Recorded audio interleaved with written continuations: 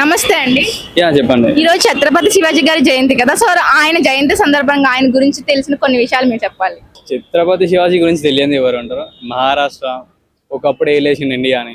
ఆయన గురించి తెలియకుండా ఏముండదు. బట్ సింపుల్గా చెప్పాలంటే ఒక గొప్ప వ్యక్తి. అండ్ ఈరోజు ఆయన పుట్టినరోజు కదా, దట్టు. అండ్ యాక్చువల్లీ నాకు ఆయన గురించి మనకు మూవీ కూడా ఉంది, చావా అనుకుంటా. దాంట్లో ఇంకా క్లియర్ కూడా ఉంది.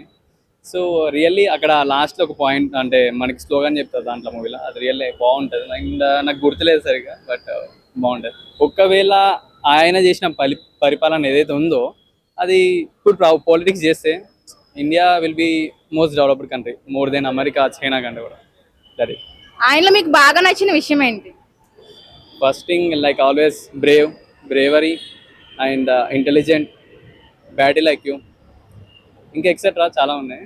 అండ్ నార్మల్గా ఆయన గురించి ప్రజెంట్ యూత్ ఏం నేర్చుకుంటే బాగుంటుంది?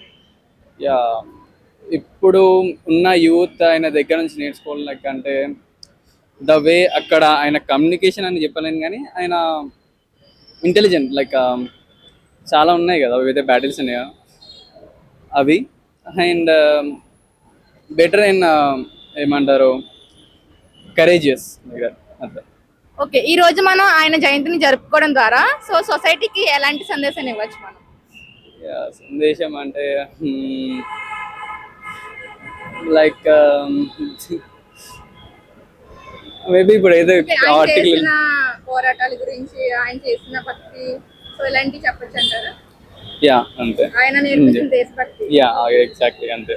Correct. Thank you. Thank you.